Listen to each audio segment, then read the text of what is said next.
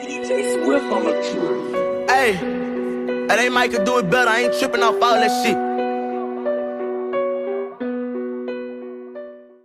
What's up, man? What's going on with you there, Cali? What's going on? What's going on? Hey, man, what you go by, man? 'Cause, you know, I can't pronounce it too well. What you go by? My name is OGVintage. Hey, so where you get that name from? Well, really, like, my OGs, you know, like, I feel like I'm an original gangster. Like, wrestlers get money. That's what my OGs told me, like, gangsters get money, you know what I'm saying? And then vintage is, like, my style and everything about me. I feel like I'm vintage. So when you say your OGs, you know, a lot of people call their mothers and the people that, the females in their life that was positive, that was role model OGs. He's in my set. I So- get it from them. So where you from?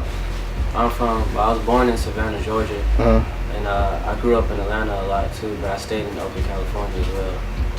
So you, for the most part, you moved around a lot, got a lot of different flavor from a lot of different places. Yes. Cool. So what did you really learn to, when did you learn how to be a man at? Shit, really a bit of both, the West Coast and the East Coast. Like my uncle and my dad taught me a lot about how to be a man. So what's your relationship like with your uncle and your dad? Well, my uncle Pete passed away. I'm sorry to hear that. Yeah, he taught me a lot about like the gang life and then like streets, and then my dad taught me a lot about manhood, how to take care of your family. Cool. So are you a gang member? Yeah, I'm rolling 60 Crip. Yeah, you don't really. I like your style. You really don't come off as like a. Yeah, I don't like to be a stereotype as much as crazy that sounds because I'm a gang member. But I'm not like your average gang member, you feel me? Like I'm not out here robbing people and shit like that. I just get money, take care of my family, my homies. So how old are you? 24. 24. You got any kids? Yeah, I got a 1-year-old and I have another child on the way in September. So I have 2 little girls. Okay, so being the father of 2 little girls, what is your biggest motivation? Just to make sure that I can always provide for them and that they can have a great life and never have to ask or want for anything. So what made you want to start doing music? Really, my passion is clothing because I'm a clothing designer. I have my own clothing brand.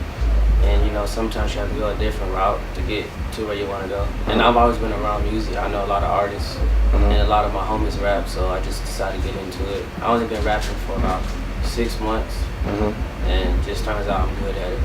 Cool. That's what's up. So you only been rapping for 6 months. So what's the process been like for you? At first couple of months was just like finding my sound because I didn't know how to really like how I wanted to come at it. Because I'm not really, I mean, I like trap music, but I don't make trap music. I'm not really into stuff like that, like to make it. But I can make a few hood songs every now and then, you know, to get the hood jumping. But I more or less make like inspirational music type shit. Like you like on the singing side of it, the singing, rapping side of it. Because I heard a few snippets of your music, and it sound like you really. I wouldn't say singing, more like harmonizing. Yeah, like I do a lot of harmonizing with rapping and singing a little bit because I'm not like no Chris Brown, nothing like that, but I can do it a little bit. So within these 6 months you've been doing music, what kind of progression have you made so far?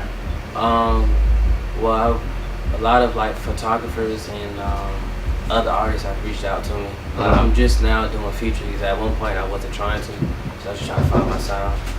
But now, you know, I'm starting to get a little buzz. People starting to realize who I am and stuff like that. You seem like a pretty laid back guy. Yeah, now I am. Yeah. I ain't always been laid back, but now I try to be for my kids. Cool. So tell me a little bit about your story though. I don't want to do too much talking. Tell us about you. Well, I was born in Savannah, Georgia. A lot of my family stay out there. And I moved to Atlanta probably at like, I don't know, maybe 2-3 years old, I think. And then I stayed out here and I went back and forth from Atlanta to California. And growing up, I got into a lot of trouble, you know. I wouldn't say I was a bad child, but I did a lot of stuff that I shouldn't have done. I've been locked up. But as I got older, I just realized what was important. I didn't want to throw away my life to system and stuff like that, especially losing my uncle. I like seeing a lot of my homies get locked up or shot and killed. I decided to change my life for the better. So What made you like? Yeah, you just basically just told me though, but I want you to go a little bit more in depth about it. So, what made you really? What happened? Give me three situations that happened in your life that made you really want to turn the other cheek and start doing things the right way and the positive way, getting yourself out of the street life. Um, One, seeing my uncle pass away. 'Cause me and him was really close, and he died in the street. So seeing that happen, I didn't want to be in the streets anymore. You know what I'm saying? I want to get out and stuff like that. Two, I think when I had my daughter, it was like a lot of rough stuff going on in my life at that point. It was like I was at a downpour, and I really just wanted to switch up everything that was going on in my life. So I started looking at different avenues because I didn't want to get locked up and then not be able to take care of my child, be in my child's life.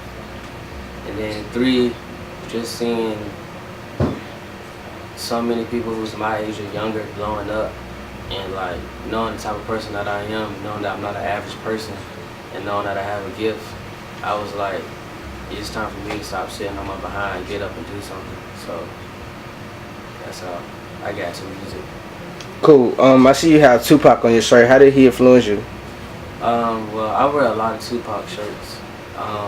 Tupac and Malcolm X is like my biggest like motivators.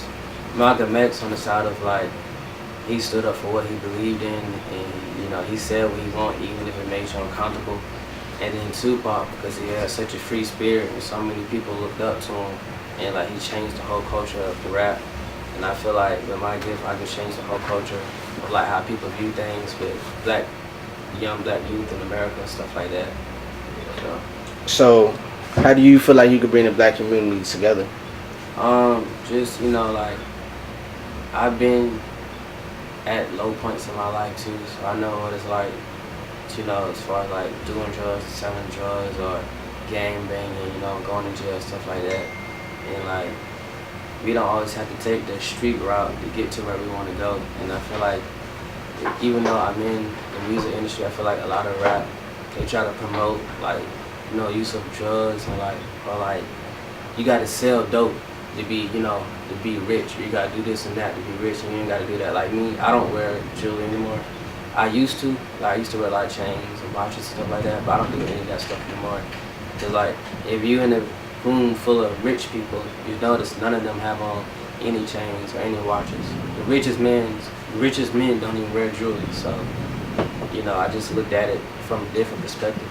But like a lot of my homies wear chains and watches, so I don't knock them for it. Like everybody's their own person. Like, no, I like it. It looks good, but as far as wearing it, I don't wear stuff like that anymore. I try to set myself apart, be different. So, take me through a process of music making. Like when you go to the studio, what are some things you may need in the studio so you can get really locked in and be able to come up with a good song? Well, first I had to smoke to get myself in the mood, and then like I guess just how the beat goes, how like I can come up with a hook for a song just like that. It's just I have to get the vibe or a feel for it, and it depends on what I'm feeling like that day, what type of mood I'm in. Mm-hmm. Depends on what type of song I can make, or how I'm feeling, or whatever's on my mind. So how often are you in the studio working on your craft? I just recently started going every week. At one point I was probably going like once every 3-4 weeks maybe. I fell off a little bit at one point, but now like I'm back at it. These past 2 months I've been going hard with it. Cool. So let's say a year from now, 2 years from now, where do you see yourself musically? A year from now I see myself in mainstream.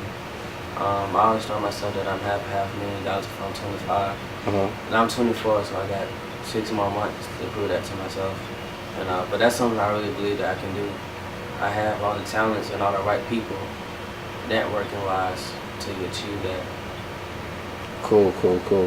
So I want to go back to the relationship with you and your father though. Y'all still in contact with each other now? Yeah, me and my dad cool. What is he? Do your family support your music career? Well, yeah, I mean, my family does. My parents, you know, they more so like grew up in church. So, I mean, they're not knocking it. They just like, you know, it's kind of hard to explain. I don't know. It's just like, you know, that's you doing your thing. It's not like bad though.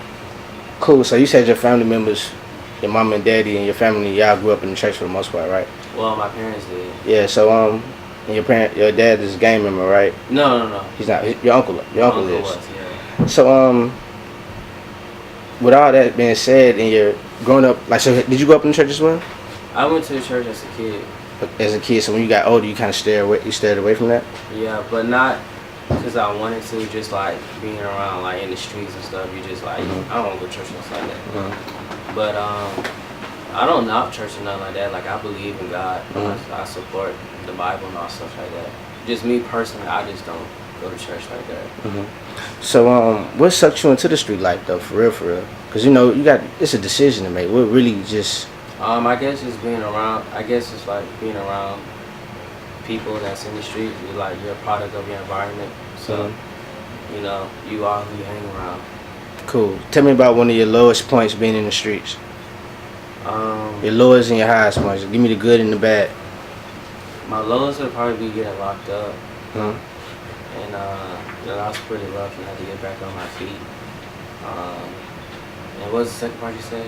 What's the highest point? The highest point, like as far as street life? Yeah.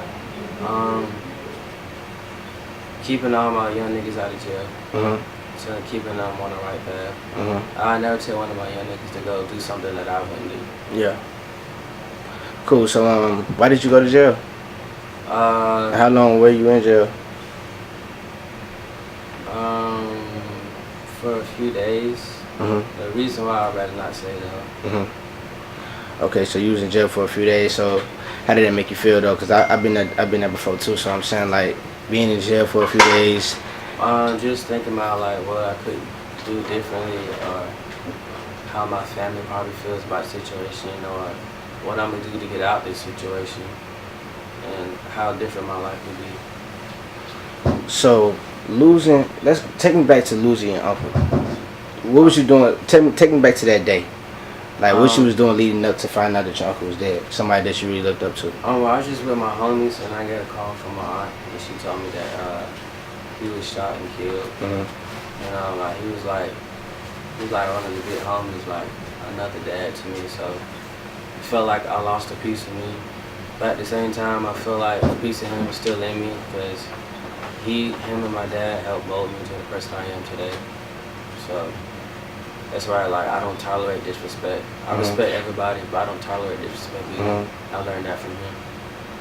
Cool. So dealing with this music industry, you might have a white man or somebody in the label not like disrespect you, like violent, or like try to come at you, but say something disrespectful. How would you handle that? In a respectful way. Yeah, but most of the time, at the point that I am now, I really don't pay people much attention. Unless you like physically harming me or my family, I really could care less what you gotta say. Unless it's just like ultimate disrespect, like something that just can't fly, then I'll handle it. I have to handle a little bit. Cool. So let's get back to your music. Hey, where you get your style from? What were some influences? A lot of my influence actually came from like a lot of movies that I seen in the 90s, like Juice, or either Menace to Society, stuff like that. Like I dress like 90s, like early 90s California, like Ice Cubes and Dog. A lot of them influenced my style. Cool. So you say you roll the 60s. You're a Crip member, am I right? Yeah. When you see these other young guys that just wear it for fashion, like how could you tell when you could see a real Crip and when you could see a fake Crip? How could you tell that? By not even walking up to him and asking him a certain type of question, like is it like a vibe you can catch? Yeah, that and his knowledge about his set and about what he banging, because like these days a lot of people just in gangs, just say they're in gangs, but they're not really in a gang. Like their big homie might be like 23, 22, you know what I'm saying? And he was a lame in high school, and now he out of high school, so he got a gun, and now he hard, Yeah. Like a lot of people fake gang banging around here. Yeah. But I mean, I don't fake gang bang. I do it for real, but I'm not like, I don't beef with anyone, because I got like a lot of blood homies, a lot of GD homies, so there's never any pressure about that. Like we all the same at the end of the day. We just rep a different set. Cool. So do you talk about like your gang in your music, like your being the Crip? You talk about it in your music, or you just kind of like? I mean, stay away from that? I give them shout outs, you know, like I'm rolling 60 Crip and stuff like that. But like I said, I don't really make hood music, so you don't hear it too much. But I mean, you hear it, it's in there. I still put pieces of it in there. You know. So do you got like a Kendrick Lamar vibe? That's what kind of vibe I'm sensing, like. Is it Kendrick like Lamar vibe as far as rapping. everything, really? Like, you know, Kendrick Lamar got brothers that's in blood though, but you know, he probably be a blood. I don't know, but do you move like Kendrick? Like, what are some artists like you can see yourself working with? Mainstream. Well, my biggest influence is Kanye West. Mm-hmm. I always love Kanye West, but not really. It's more so of his music, just how his personality. So do you like suffer his from whole mental style. health? I'm sorry for cutting you off. Nah. You don't suffer from mental health, right? I mean, I'm bipolar, but not like how he is. Yeah. He crazy. You like but- Trump? Yeah. Nah. Yeah. No. I mean, you said Kanye Nah, I was your guy, support so. Trump. Like I mean, that's him as far as that goes. I don't know their relationship. But your But music. like, as far as like clothing and stuff like that, that's what really got me into like the fashion world because of Kanye West and his whole movement. And then like musically, I always been a big fan, but like Drake influenced me a lot too. Nipsey Hussle, YG, and Big Sean, and of course Tupac. Those are my big influence. Yeah. So you playing your people back in Cali could hear some of your music. Yeah. So like coming from gangland, you know what I'm saying, and you not talking about killing and shooting. Like, how do people respond to that? Like, people that really know you and then hear your music, like, how do they take to that changeover? Well, I mean, everybody knows how I am. Like, people know.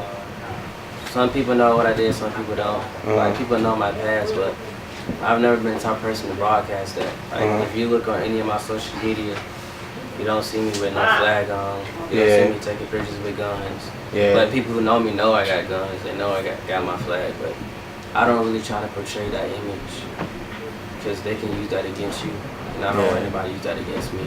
Yeah. So, and I just like to look apart from everybody else. Yeah. Like to separate yourself from everybody else.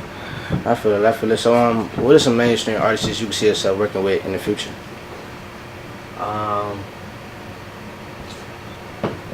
Probably like Nipsey Hussle or YG, Big Sean, 2 Chainz, and Drake, if that's possible, or Lil Baby.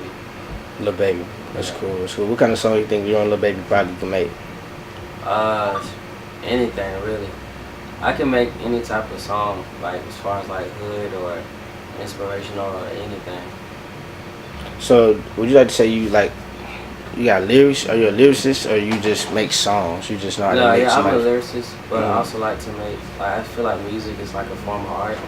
So like, I take music like art. So I like to make like something that can like inspire people. Like my first song I made was called Moment, and like basically I was talking about this is my moment. Like as far as me broadcasting myself to the world as an artist. And then I got another song coming out called Purple Heart, and it's basically like me talking about my pain, talking about taking care of my family, stuff like that. So I like to make music like that to inspire people, keep people motivated. All right, cool, man. We're gonna go ahead and wrap it up today, man. It was good having you come out, man. And, anything you wanna say before we leave? I'm at TXT Studios, and shout out to all my homies. Shout out to Dre, Kurt Backwood, my nigga Zay, gonna be here today. And my name is OGVintage, and you all will be hearing from me soon. All right, and we Rich and Fake TV, we out.